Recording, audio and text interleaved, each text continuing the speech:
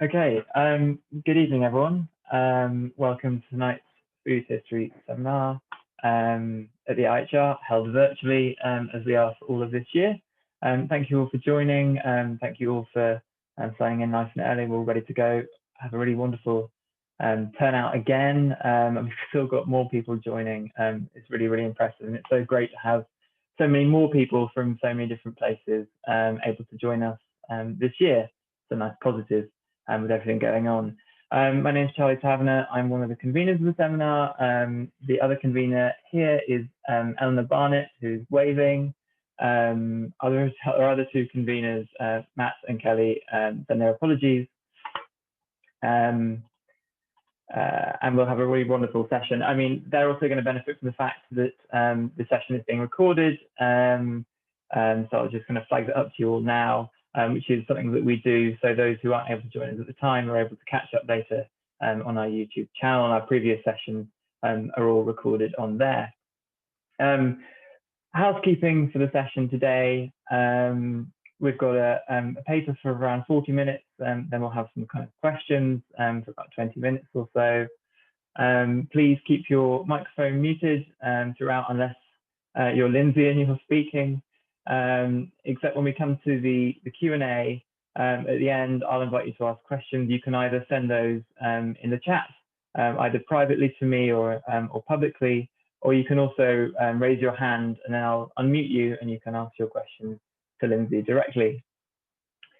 I think that's all you need to really worry about. As far as the recording goes, we'll stop the recording before the Q&A. It's just for the pace part of the session. I will just let the last handful of people in before we kick off. Excellent. So let's formally begin. We are delighted to welcome to the Food History Seminar Lindsay Middleton, who's speaking for us this evening. She's coming to us from Glasgow. Lindsay is a third-year PhD candidate at the University of Glasgow and the University of Aberdeen. Her project, called The Technical Recipe, straddles both the history of technology and English literature, as well as writing and speaking on a broad variety of topics connected to her project before. I'm sure various people will be interested. She's currently doing some work with the National Trust for Scotland around the interpretation of historical food. But for now and for this evening, Lindsay's going to be talking to us about tinned foods and narratives of progress, globalisation and nationalisation in 19th century food writing. Hi, Lindsay. Hi. We can all hear you. Great. Well, thank you very much for that introduction, and thank you all for joining us this evening.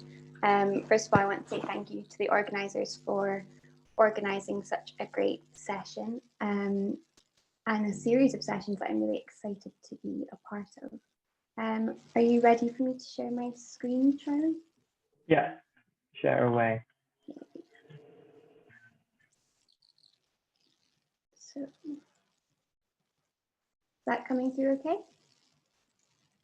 Perfect. Okay, well, without further ado, tonight I'm going to be talking to you all about tinned foods in the 19th century. And particularly how they are framed in cookbooks, recipes, and periodical articles through narratives of progress, globalisation, and nationalism. So to begin with, I'm going to give you a brief summary of the central hypotheses and methodology which hold up my PhD before getting into the nitty-gritty of the texts that address tinned foods. Oh. There we go. So in my PhD project, The Technical Recipe, a formal analysis of 19th century food writing, I argue that recipes and food writing are a site in which 19th century conceptions of history, progress, and innovation are interpreted and enacted. As at any point in history, the written recipe of the 19th century is not merely a static utilitarian form to be dismissed as unimportant or domestic, as if that were a bad thing. Instead, recipes are active, usable, and multifaceted resources for understanding the culture, social life, class relations, interpersonal relations, and technologies of a time, to name but a few things that can be gleaned from a study of recipes. Moreover, the form that recipes take and the textual frameworks and literary context that surround them can be unravelled to show that recipes are remarkably literary in their workings. Not simply written to fulfill the purpose of showing the reader how to make a meal, recipe forms pull upon fashions, narratives, and literary conventions to achieve their aims. So when recipes engage with culinary technologies, the ways in which they approach, contest, or recommend implements and processes can be analysed in order to understand how writers and users interpreted these things at the time. Something that is central to my research is a focus on the way that writers in the 19th century were preoccupied with their place in history. There's been a wealth of scholarship addressing this with regards to 19th century literature and biography by scholars such as Helen Kingstone and Trev Broughton. But as I've conducted my reading of recipes, it's become clear that just as with literary and political writings, food writing is very concerned with its place in time. From identifying how innovations in heat sources distinguish us from ancient man, as in this excerpt from Isabella Beaton, to discussing what kind of fish the Roman ate, as is here found in one of Alexis Soyer's cookbooks. What's more is that it becomes clear that the culinary implements and processes these food writers are discussing are often interpreted through their relationship to history. My methodology thereby structurally unpicks recipes with links to culinary technologies and engages in a literary analysis of them in order to understand how people in the 19th century used cooking processes and implements to situate themselves in time. So with old implements, like the gridiron, for example, this historical representation tends to root 19th century cooks and foods in a masculine history of literary tradition. Dickens writes entertainingly on broiled chops, gridirons, and Shakespeare, for instance. But what happens when the technology being discussed is new, as much as any technological device or process can be new? The process of preserving food in tinned iron cans provides a very different case study to the gridiron. Far away from the safe, nostalgic Britishness of the broiled chop, tinned foods, and in particular tinned meats, challenged many things that food writers and consumers thought of as appealing. For one thing, the food inside them looked strange, tasted bland or unpleasant, and could not be seen before it was purchased. Moreover, lots of tinned meats were imported, which opened them to worry about foreign food resources and malpractice. Indeed, tinned foods were deemed unsafe in many ways due to both their unknown nature and highly publicised scandals that I'm going to talk about later. It is interesting then that both critics and advocates of tinned foods employ similar narratives of nationalism and British imperial progress to either sell or demonise them. I'm therefore going to spend the rest of my time today talking you through some of the ways that this was done in recipes, cookbooks, and the press. And in my thesis chapter, I've structurally analysed over 45 recipes and adverts for tinned foods. And so by picking up this evening on some of the themes that run through them, I hope to demonstrate to you both how provocative tinned foods were and how much can be gleaned from a close study of the food texts that address them. So to begin, the process of preserving meat in tin cans was introduced at the beginning of the 19th century, and there was thus significant work to be done of advertisers and the writers of domestic instruction to clarify how tin foods could be best used. Of my 45 analysed texts, at least 35 of them have paratextual notes, instructions, or introductions which directly relate to interpreting tin foods, how to open them, cook them, present them, for example. This high level of detail surrounding tin food recipes elucidates that they were not a food item that many people in the British population were initially comfortable using, and that if they did attempt to use tin foods, they required instruction. Tin foods thus needed explaining, but the writers who tasked themselves within cookbooks, periodicals, and recipes were not simply concerned with the explanation of a foodstuff. Instead, the writings which addressed tin foods participated in the disruption and construction of wider cultural phenomena, such as British national identity and developing global foodways. So the first text I'm going to talk about is a cookbook from 1880 by Arthur G Payne called The Housekeeper's Guide to Preserved Meats, Fruits, Vegetables, and Co. This text, like a lot of late century texts that address tin foods, is part cookbook, part sales catalogue, and is devoted to articles supplied by Messrs. Cross and Blackwell. Payne is thus attempting to sell tin foods and highlight the many ways they could be used in the kitchen. In the lengthy introduction to his book, Payne discusses why the preservation of food is a subject of great national importance. He positions tin food as an enabler of what he calls the developing food supply of the whole world, writing, "It is but lately that sheep were slaughtered by the thousand for their wool and tallow only, and the carcasses thrown aside as offal, while at the same time the eyes of tens of thousands of European children would, like those of Oliver Twist, glisten even at the very sight of meat." So what Payne is referring to here is the fact that before the practice of preserving meat in tin cans was disseminated all over the world, places including Australia and the Americas had large sheep and cattle stocks which were killed for their wool and hides. What they lacked, however, were close by markets where the carcasses could be butchered and sold. The meat was thus often left to rot, which stood in stark contrast to countries like England, which from the 18th century onwards certainly did not have enough livestock to feed its rapidly expanding population. So by contrasting this well-known image of the hungry Oliver Twist and thousands of European children with the large quantities of meat being wasted in other countries, Payne thus weaves a tale of two sides. On one, foreign, or that is not European, countries are needlessly throwing aside food, and on the other, innocent people are in sore need of nourishment. This allusion to Dickens's novel, published over 40 years prior to Payne's cookbook, enlists a very familiar trope which was part of British literary identity to make very clear what side of this equation Britain is on. Tin foods are therefore framed as a saviour of hungry, innocent Britons, and in just the first lines of this cookbook, the iconography of Britain's literature is utilised to debate the consumption of tin foods in a distinctly nationalistic way. The poor waifs of London contrast the wasteful thoughtlessness of foreign countries who do not live by the same standards of thrift as people in Britain. So this question of plenty and want is situated in a nationalistic comparison of values. Payne also, however, invokes a narrative of progress whereby time, human ingenuity, and the development of new technologies have found solutions to the problems of the recent past. According to Payne, this progression is the history of civilization itself, and by noting that the necessaries of the 19th century were the luxuries of the 18th, he implies the existence of a timeline that tin foods fit into as a product of the inevitable advances that human beings make as time goes on.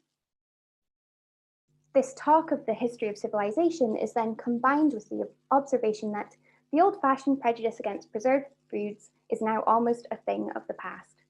Throughout the length and breadth of the land, a dish of fresh green peas or ripe, luscious apricots is now to be obtained at all seasons of the year. The wonder now is how our ancestors did so well without them. But the same may be said of railway travelling, telegrams, and gas. So by noting that the prejudices are almost a thing of the past, after he's suggested that the past is less sophisticated than the present, Payne implies that any prejudices which still surround tin food are outdated or even uncouth. Then, by asking how our ancestors did so well without the variety of ingredients that Britons have now, Payne once more ties tin foods into the discourse that technological innovations are caught up in a steady and predictable evolution of gradually better ideas and products. Payne cements this impression by citing the innovations that dramatically altered daily life, railway travelling, telegrams, and gas. And by grouping these innovations together, Payne characterises tin foods as one of the great products of technology and intellect that happened as part of what he viewed as the steady advancement of the 19th century. So if you were to take Payne at his word here, you would think that the advent of tin foods had seamlessly solved issues of hunger, food supply chains, and laborious cooking. Payne is playing with temporality to suit his agenda here, though. Tin foods had only been in mainstream domestic circulation for 20 to 30 years by this point, which wasn't really enough time for prejudice to become old-fashioned. Furthermore, this grates against his earlier claim that meat was being wasted but lately, because tin foods didn't exist to solve problems with the supply chain. And so Payne's contradictory uses of time demonstrate the extent to which his culinary history is constructed. Indeed, tin foods did not have a smooth uptake, but were resisted for numerous reasons even after Payne's cookbook was published.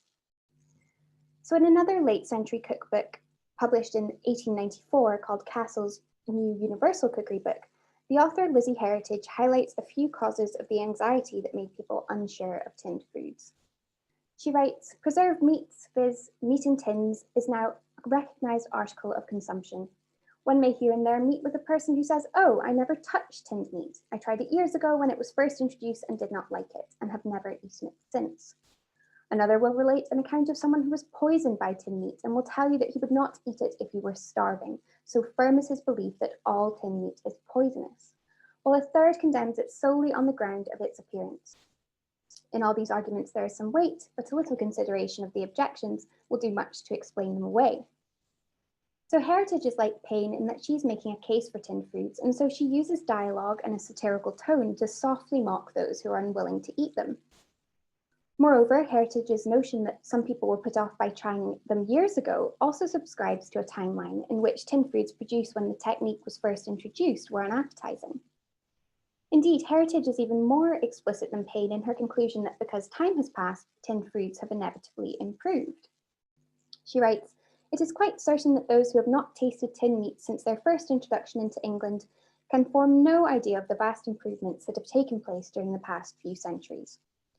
Both of these cookbooks, published near the end of the century, thus create a narrative of progress that surrounds tinned foods, concluding that they are much improved and that they hold an important position in Britain's foodways. But as Heritage's writing suggests, there were several anxieties surrounding poisoning, appearance, and the unappetizing nature of tinned foods that did carry weight even at the century's end. So what were the root causes of these worries? I previously mentioned a highly publicised scandal which rocked the public's confidence when it came to tinned meats. But before I get to that, it's important to understand the ways in which tinned foods were being advertised. The company of Duncan and Hall, made up of the inventor and engineer Brian Duncan, along with John Gamble and John Hall, had opened a canning factory in Bermondsey in 1813.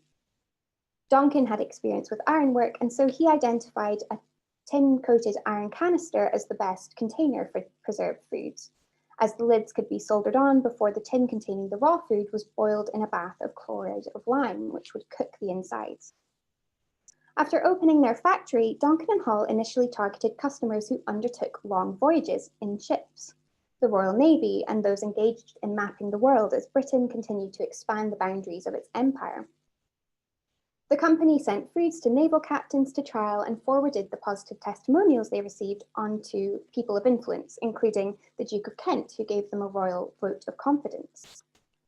Royal Navy commissions were thus secured, and the firm went on to supply canned meat to invalids and then eventually all soldiers for the first half of the 19th century.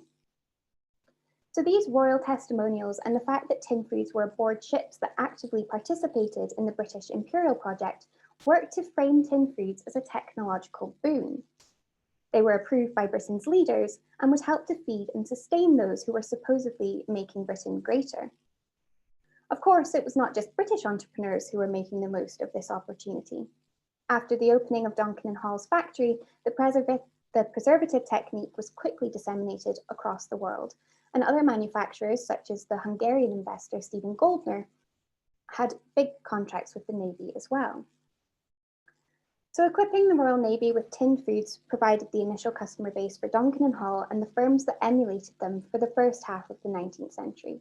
But by the middle of the century, they were also starting to target the domestic marketplace.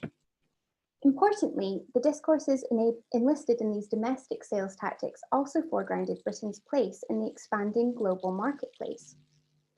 So to continue using Duncan and Hall as an example, in 1851, at the Great Exhibition in London, John Gamble, who had taken the lead with Duncan and Hall at this point, displayed a vast array of tinned foods. He showcased them as a novelty, despite the fact that they had been in circulation for 30 years. Reports of the expedition mention intact canisters from the factory's opening, and one that survived an Arctic expedition in 1824 and was opened in 1849, still in excellent condition, according to the Examiner. Aside from sensational testaments as to the longevity of tinned foods, Gamble displayed a vast range of products, from mutton to custard to green turtle fat. The performative nature of displaying them at the Great Exhibition demonstrated the tactical sales techniques involved in convincing domestic customers to try tinned foods. Indeed, presenting exotic and foreign canned foods such as green turtle fat correlated with the Great Exhibition setting, which was intended to showcase the wonders of the world brought to Britain via imperial exploration. So reports from 1851 of the displays of tinned food at the exhibition demonstrate that the press, at least, bought into the selling of tinned foods as an enabler of Britain's travelling efforts. The Morning Post mentions Gamble's canister of boiled mutton supplied to the Arctic expedition of 1824, and the Daily News highlighted that the advantages of such a mode of preparing food are many. In sea voyages, fresh meat and vegetables may be supplied instead of salted and smoked, and scurvy thus most effectually prevented. In this way, meat may be brought from countries where it is abundant to those where it is less. One article, entitled The Food of Man in the Illustrated London News, situates culinary innovations and tinned foods in a vast history of questions about foodways, as you can hopefully see there on the snippet on the left. Yet again, tinned foods are situated in a culinary history then, and the article concludes by noting that we see no reason why thousands of tons of such provisions should not be imported for the use of our industrial classes. This invention will doubtless, by degrees, amply develop itself. This note that tinned foods will doubtlessly improve themselves once more subscribes to a narrative of inevitable progress. The selling points demonstrated at the Great Exhibition thus create a progressive narrative of manifold success, culinary, imperial, and in terms of innovation. These excerpts from the press suggest that manufacturers like Gamble were successful in eliciting wonder from potential customers and embedding tinned foods in a narrative of technological growth that would hopefully ensure the steady uptake of domestic tinned foods. So in 1851 then, everything seems to be going well. It didn't take long, however, for the praise of tinned foods in the press to turn to horror. Indeed, I think the numerous ways in which Britain's global dominance, travel, and progress were woven around tinned foods at the Great Exhibition probably contributed to why a scandal that took place just months after Gamble's display greatly shocked the press and public. On the 3rd of January 1852, the Times broke scandalous news, disclosing horrible facts about canned meat supplied to the Navy in Portsmouth. A large-scale quality check had been ordered by the Admiralty as 2,707 tins were opened and only 197 were fit for human consumption, while the rest of the meat was rotten. The press was horrified by this revelation, and the language used in this Times report condemns tinned foods for being unsanitary and dangerous, with words like sickening, revolting, stench, and pestilence. The article then links the Portsmouth Scandal to the Franklin expedition, stating, "The consequences of such frauds as this cannot be too seriously estimated. Suppose, for instance, Franklin and his party to have been supplied with such foods as that condemned, and relying upon it as their mainstay in time of need." As I'm sure many of you know, Sir John Franklin had left England to map the Canadian Arctic coast with 2 ships in 1845, but a lack of communication led to concerns about the fate of Franklin and his crew. 3 bodies then found on the Canadian Beechy Island in 1850 heightened the worry that the expedition had met an untimely end, and the press had been following the story very closely. At this point, the press linked the tins opened to Portsmouth with the expedition, as you can see, and it turned out that many of the tins that had been opened in Portsmouth and supplied to Franklin had been produced by Goldner. Given that Goldner's factory was in Moldavia, he could take advantage of a surplus of cattle and cheap labour, and so his competitive pricing meant he had large Navy contracts. The fact that his products were imported, however, gave the press the opportunity to jump on the notion of foreignness as they attacked him in their reports. The press regularly claimed that because Goldner and his factory were foreign, he must employ shoddy techniques, use poor quality meat, and enforce substandard quality checks, and that it was his negligence that was to blame for the rotten meat. What's more, the criticism of Goldner and his products has a distinctly nationalistic tone, as in the statement from the London-based Lloyd's Illustrated newspaper. There can be little doubt that the offal and refuse of this factory is the preserved meat which he has supplied to the English Navy. This contrast between refuse and the English Navy sets up an opposition akin to the one initially mentioned by Payne. This time, however, wasted meat is not being thrown away by careless foreigners, while Britons starve, but the bad parts of it are being shoddily tinned and sold to the British Navy at a detriment to their health. Even an article in Frasers Magazine, which sought to demonstrate that the public should not reject tinned meats despite the Goldners Scandal, wrote that all the world has been shocked at the alleged fraudulent victualling of the Hungarian Jew. And in the universal and hasty condemnation passed upon the man, his process has well nigh been overwhelmed with him. This article is semi-satirical, but negatively referring to Goldner as a Hungarian Jew, even with the ironical tone, makes clear that the anti-Semitic prejudice that depicted Goldner as distinctly non-British was the norm. After all, something has to be well recognised in order for it to be satirised. Goldner's Navy contracts were rescinded, and from this point on, much of the British public no longer viewed tinned foods as an enabler and exotic spoil of empire. Their opinion of canned meat was as spoiled as the rotten meat itself. Articles like the one in the Times repeatedly framed tinned foods as dangerous and a disgusting threat to national prosperity. Everything Gamble's Great Exhibition display was not. Moreover, the racist descriptions of Goldner and his foreign produce within these periodicals highlights that the condemnation of tinned foods was also participating in the nationalistic rhetoric that initially advertised them. When tinned foods were rotten, however, they were characterised by foreignness, becoming the antithesis of British success. Imported tinned meat was thus positioned by critics as a threat to the expansion of the empire because it endangered sailors and explorers travelling overseas. And what these periodical articles demonstrate is that in the middle of the century, the links between the Franklin expedition and the Portsmouth Scandal had caused an anxiety around the potential disasters which lurked if British exploration was being fed by foreign and therefore substandard imported meats.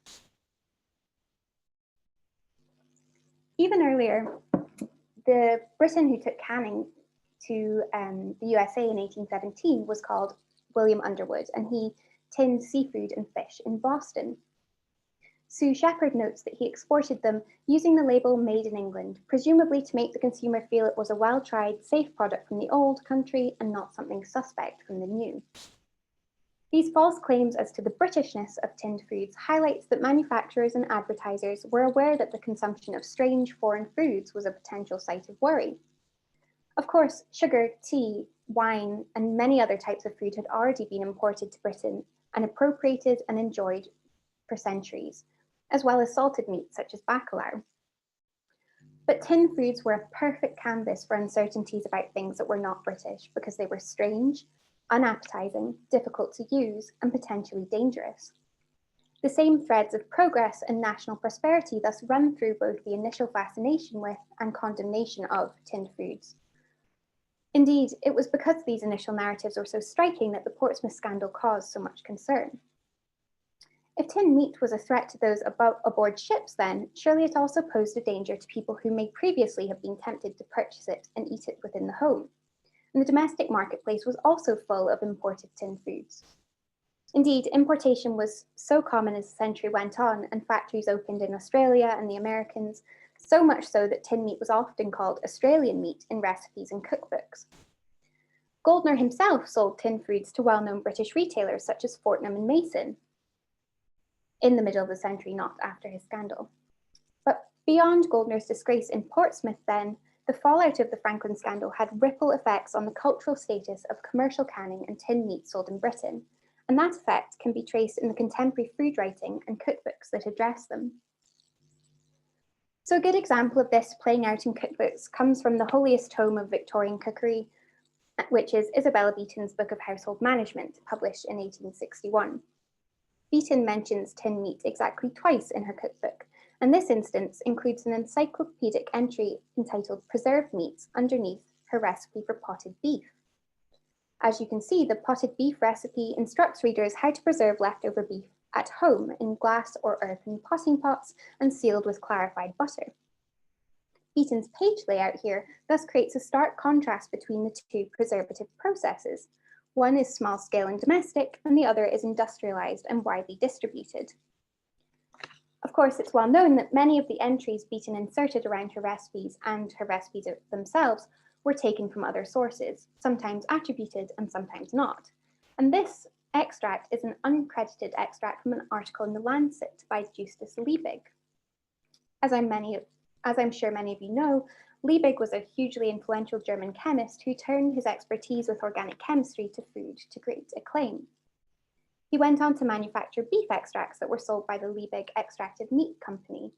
And what Beaton has done here is gone through Liebig's lecture and cut and pasted his scientific assertions on preserved foods. Interestingly, though, the following lines do not seem to come from Liebig's lecture. Beaton writes, "We are sorry to say that preserved meats are sometimes carelessly prepared, and though the statement seems incredible, sometimes adulterated." Referring to yet another scientific authority, Beaton then writes that the public health reformer Edwin Lancaster says that he has seen things which were utterly unfit for food shipped as preserved meats. Surely, as he observed, there ought to be some superintendent to examine the so-called articles of food that are taken on board ship, so that the poor men who have been fighting our battles abroad may run no risk of being starved or poisoned on their way home. These mentions of careless preparation and adulteration relate directly back to the accusations flung at Goldner, and Beaton accentuates this by then referring to the men fighting our battles. The patriotic description of brave fighting, contrasted with the poisoning happening on the way home, once more suggests that it is distance from Britain which is the worrying factor, both in terms of the dangers being faced by soldiers overseas and in regards to the foreign foods that were sustaining them.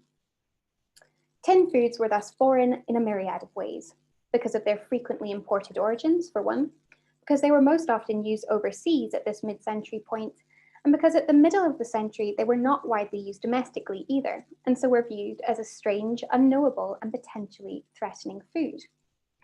Indeed, Britain's positioning of this excerpt underneath the potted beef recipe implies that readers will be safer preserving their own meat at home than they will be eating potentially adulterated tinned meat.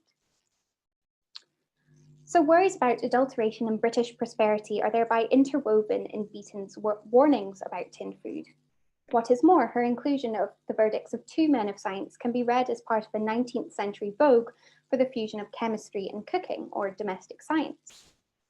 Both cookbooks and the writings of chemists like Liebig were preoccupied with questions of food adulteration throughout the 19th century, and often the two genres overlapped, as Beaton's unacknowledged borrowing of Liebig's article demonstrates. Some of the texts that addressed tinned foods and adulteration were not as critical as Beaton was, however. Arthur Hill Hassell was a chemist and physician famed for his microscopic analysis of bodies, plants, water samples, and food substances, and he published widely on food adulteration in the Lancet. His observations were then gathered in books, including Food, Its Adulterations, and the Methods of Their Detection, which presents the findings of the Analytical Sanitary Commission of the Lancet between 1851 and 1854. Among other foods, Hassell's book analyzes tinned food from various retailers. All of the tested tinned meats he found to be effectively preserved and even pleasant, and Hassell writes, "The only instance with which we are acquainted of improper substances having been found in the canisters was that of Goldner, recently exposed, in which pieces of hearts, livers, intestines, kidneys, and co. were detected, mixed up with the other meats." By Hassell's reckoning then, tinned foods were rarely adulterated, the only case he is aware of being the infamous Goldner expose. If they were, the adulteration was likely to consist of the inclusion of different, poorer cuts of meat, and while that was perhaps unappetizing, it was unlikely to be dangerous.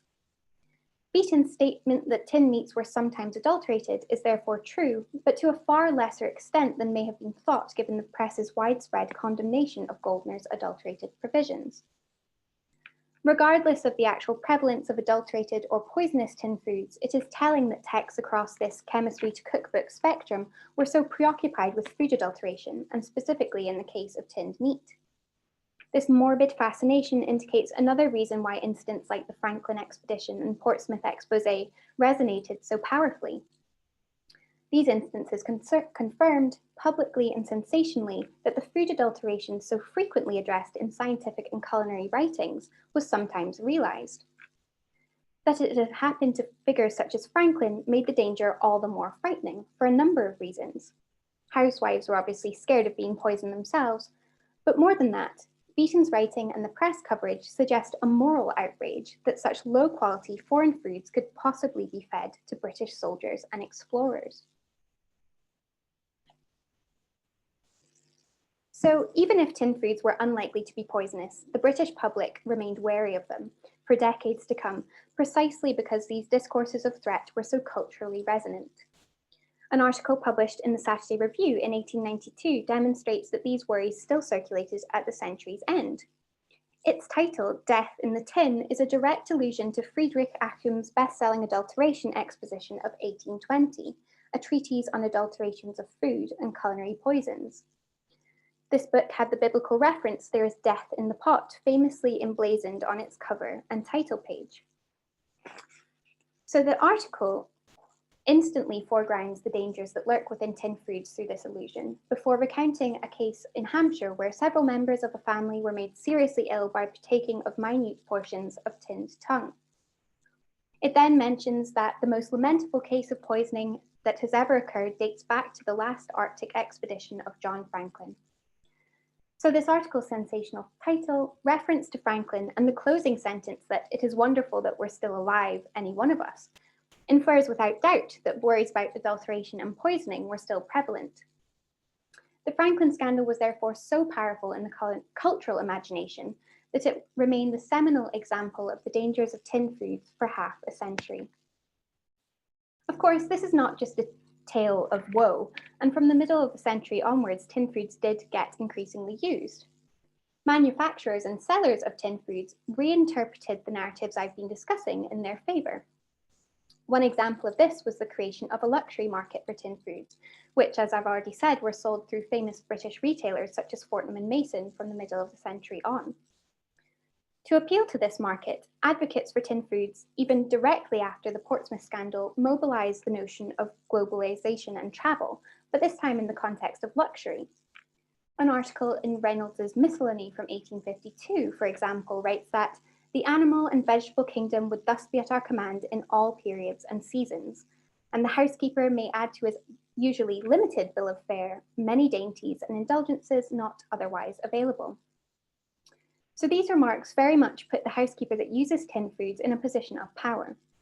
Domestic consumers of tin foods are framed as active participants in British imperial expansion as they integrate its spoils into British foodways.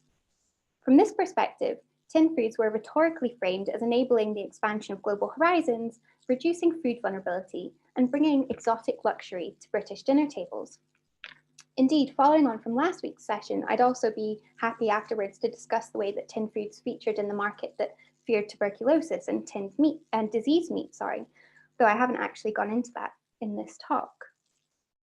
Another market that sellers of tin foods jumped on was the burgeoning trend for camping and sailing that arose in the 1870s and 80s. Several cookbooks highlight how useful tin foods would be for those holidaying on Britain's rivers and further afield. Again, British belonging is evoked in this context by Payne, who writes that, with a little forethought and ingenuity, a steward who understands his business can, by means of the articles here described, serve up a luncheon or supper 3 days away from the nearest shore as easily as if he were within walking distance of Leaden Hall or Covent Garden. By referring to well-known places in London which were established food markets and hubs for the eating and buying of food, Payne suggests that with imagination, tinned foods can bring a sense of British location and belonging to Britons when they were away from home. As you can see here, he mentions luxuries and exotic foods, and this link between Britain's capital and imported tin foods again highlights the imperial context of domesticity, where foods were appropriated and aligned with British identity. In yet another context, this same idea, a taste of Britain abroad, was mobilised, perhaps most notably in a cookbook by the writer and colonel of the Indian Army, Arthur Robert Kenny Herbert. Tinned Foods with Advice and Recipes for Its Treatment was published in 1893, and like Payne's cookbook, it is a sales catalogue for the company John Moyer and Sons, who were British exporters of tinned foods. The recipes Kenny Herbert provides are telling. He recommends the use of Moyer's curry powders and declares that it is not uncommon to hear people say that they have eaten far better curries in England than in India. Despite the role that advertising plays in this text, these references to England and Anglo-Indian cuisines highlights that, both for Britons in the colonies and at home, foreign dishes and cuisines needed to be altered to the taste of the British palate. Indeed, other recipes in this cookbook demonstrate that by purchasing certain products, Britons abroad could access a more explicit taste of home. In the recipe for hams, Moyer's Prime, for example, Kenny Herbert writes that these most excellent articles of export rank upon the best things procurable by an exile from Great Britain. If treated with the commonest care, the tinned cooked ham is not to be distinguished from the ham at home. These articles of export thus allow the exile from Great Britain to eat a familiar meal which has distinctly British cultural resonances via the eating of a large jointed meat for a traditional dinner, without any foreign influences.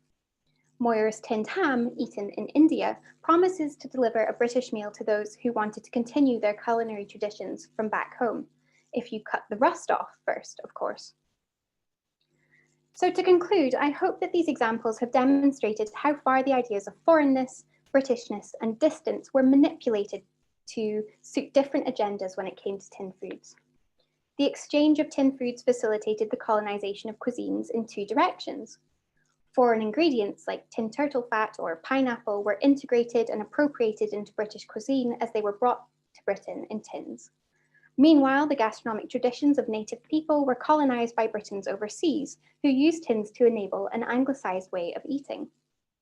The tensions between foods produced and eaten at home versus those produced and eaten in foreign places could thus be used to sell tin foods in a variety of locations around the world. But importantly, these points were also a cause for concern, depending on how tin foods were interpreted in recipes and periodicals.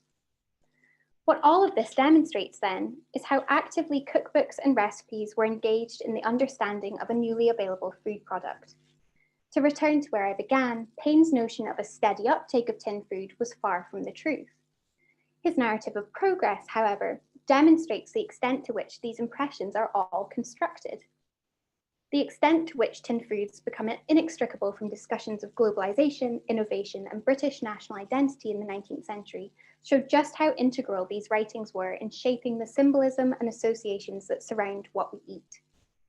This study of tin foods thus demonstrates that food writers were perfectly positioned to create meanings around culinary innovations that permeated and influenced the home and the dinner table.